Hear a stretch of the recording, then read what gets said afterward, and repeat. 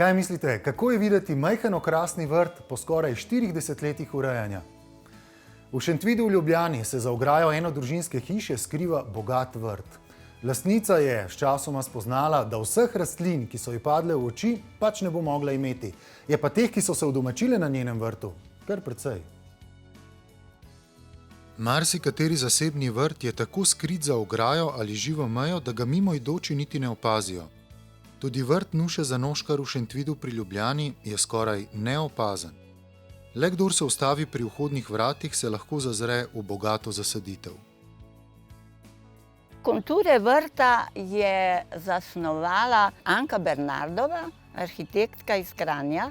To se pravi drevnino, smreke, bukev parocijo in bore.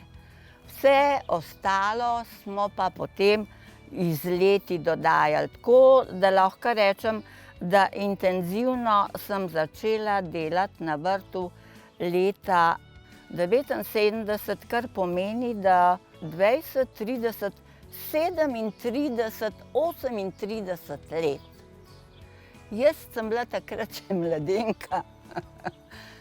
Danes pa sem že kar v letih. In žal mi je, da vrt pridobiva na lepoti, čim starejši je. Ljudje pa tega privilegija nimamo. Ampak uživam v temu, kar je okrog mene.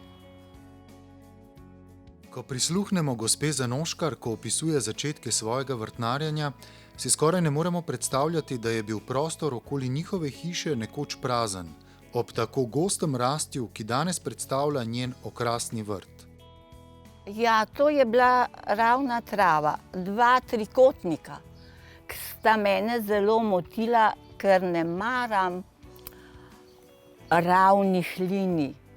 Skozi sem razmišljala, kako bi jaz vzpostavila en polkrog, ker tudi moje, če pogledate, moje stvaritve se vrtijo vse v enem začaranem krogu. Ne vem zakaj, ampak ne prenesem grobih efektov.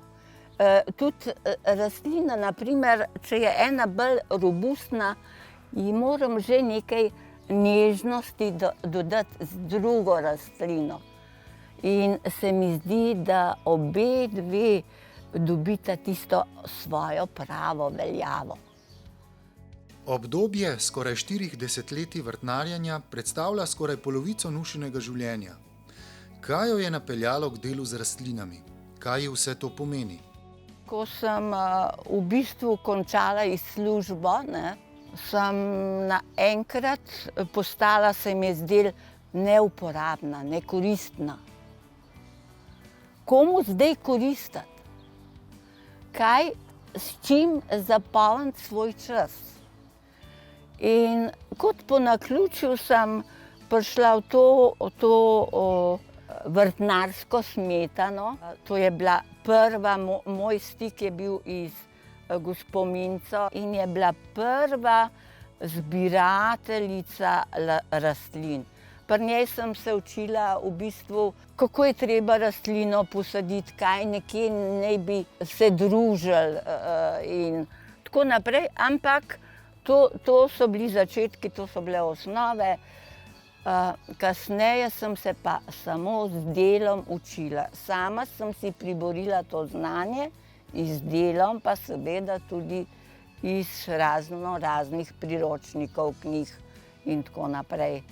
In pa veliko smo se družili takrat na novo pečeni vrtnarji in svoje izkušnje, znanje, potovanja smo družili in imeli prekrasna srečanja na teh naših vrtovih. Jaz ne vem, vrt mi je tako groba beseda. Za vrt bi mogli uporabljati nekaj drugega, en drug besednjak. Brez samoglasnika pa je vrt, vrtoljubci, kar me je skozi motilo, vrtoljubci. In jaz pravim, ja, to je moj mali svet, kjer najdem seme. In moram reči, da imam en velik privilegij, da lahko uživam v tem koščku sveta. Ampak treba je imeti čutenje, videnje, brez tega v vrtu ne gre. Da pridem, ko stopim naprimer v vrt, nekje začutim dušo tega človeka, čigar lastnik je vrt. Nuša Zanoškar je bila, kot je sama omenila, med prvimi resnimi ljubitelji lepih vrtov. Mnogi so bili predani zbiranju redkih rastlin.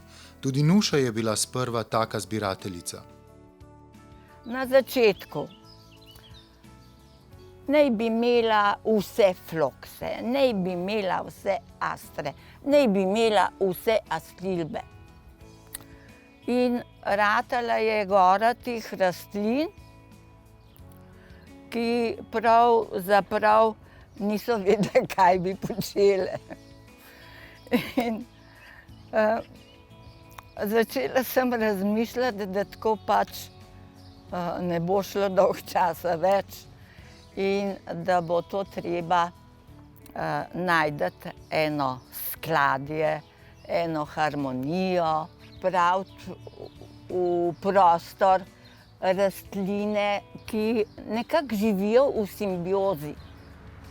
Saj, če imam jaz samo eno astro, je čisto zadosti, da pokažem, da so astre tudi lepe rastline, pa floksi tudi lepe rastline, ki so mi ratali zdaj staroselci, ne. Že skoraj na vsakem metru ga najdeš, ampak ga pustim, zboril si je svoj prostor in naj raste tam, naj živi, naj uživa. Skoraj ni okrasnega vrta brez vodnega motiva. Na vrtu Nuše Zanoškar sta dva majhna bajerja, drug poleg drugega. Za njo imata poseben pomen. Ta voda, bi nekdo rekel, joj, zakaj imaš tako zeleno vodo? Polna je, nasičena je z algam, nasičena je z listjem, odpadnim listjem, katerega ne morem vsega prestrešiti jesen. Pobiram ga sproti, sicer ne uspem vedno, ampak ta voda ima en poseben čar. Mislim, da je voda sicer temna, kalna, ampak meni bistri moje misli.